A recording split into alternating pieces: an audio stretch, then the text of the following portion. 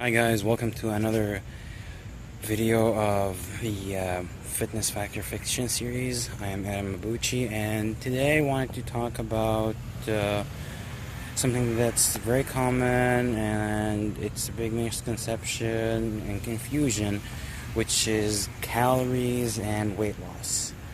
So where do we start? People usually assume that losing weight necessitates that we restrict calories. And that can work, but it's not the only way that things work. So let me clarify. When we say that we want to lose weight, we can be losing one of many things that weigh our body, up or down. So one of them can be losing water weight, which is usually either under the skin or inside the muscle. And visually, losing water from under the skin looks better. Losing water from inside the muscle, not so much. Then you have losing the glycogen that's retained in the muscle, that also doesn't look good. Losing actual muscle tissue also doesn't look good. What really makes a difference in how you look and this kind of shape that you have for your overall body is losing excess body fat. Trimming away that body fat will make you look 10 times different. You can lose 2 pounds of body fat and you look much better visually and on camera compared to just losing like 5 or 10 pounds of water weight. It's quality over quantity in this case. So can losing like a few pounds of water weight be helpful? Yeah, if you're trying to cut weight for like an athletic competition or something, trying to get fit into a dress, whatever it is, it has its place, but the long-term goal should be to lower your body fat to a healthy range, or an athletic range, depending on what you train for. And then that becomes the point of concern, because obviously we don't want to lose a muscle. We don't care too much about losing water weight in general. Definitely we want the muscles to stay hydrated, so we don't want to lose the water from inside the muscle. We might want to keep the water under the skin to a bare minimum, but it's not our biggest concern. Losing body fat is where it's at when it comes to losing weight.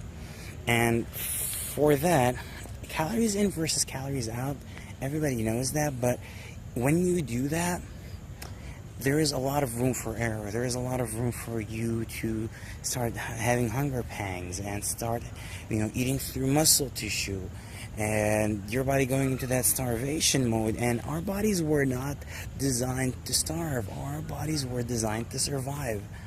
So with that in mind, keeping a different take on things, instead of starving ourselves, keeping ourselves nourished, will keep our bodies thriving.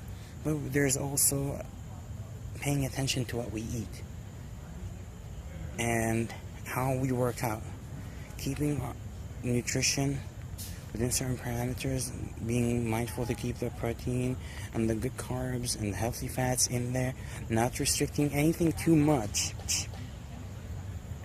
and at the same time making sure we are well hydrated,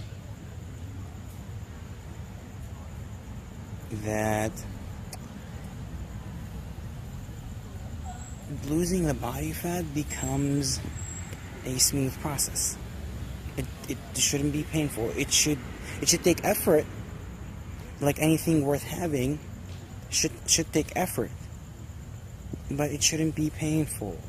You shouldn't lose you might lose a little bit of muscle tissue if you don't have the appetite to eat like you did before. Some people just don't, like, appetite fluctuates. But it's important to not starve yourself. It's important to not count calories too low or too soon, and to make sure that you focus on pushing your body to burn more of the calories that it has stored as body fat, and to make use of the nutrients that you provide it. Again, our bodies want to function at their highest, and we want them to. So we want to create the atmosphere that allows for that. So now that we've established that losing body fat doesn't necessitate a caloric restriction, where's the burn of body fat is going to come from? It's going to come from your workouts and the effect that the workout has on your body, not just from the workout itself, but after the rebuilding process, the recovery process. That is even more calorically taxing on your body than the actual workout. Now, this is for a workout that was challenging. This is for a workout that pushed you to your limit and maybe pushed you past your limit. This is not for like a workout that just, you went through the motions.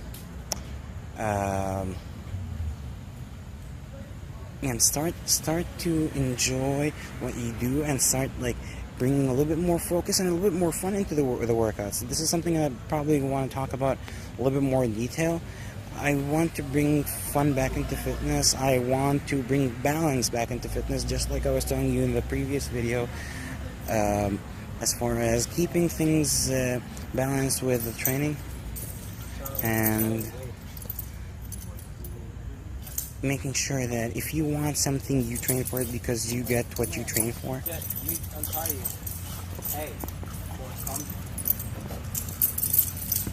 So to wrap up, if you're concerned just with losing body weight and having the scale go down, you can restrict calories, you can sweat the water out, sauna, steam room, the whole 9 yards.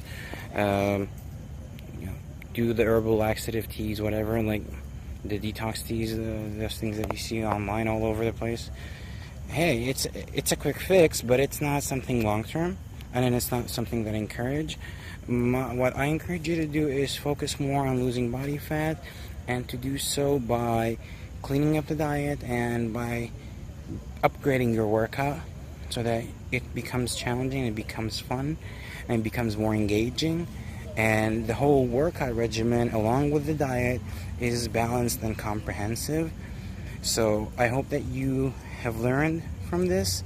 I hope that what I have shared with you is something that you can apply. And until the next video, stay well, stay smart, stay strong.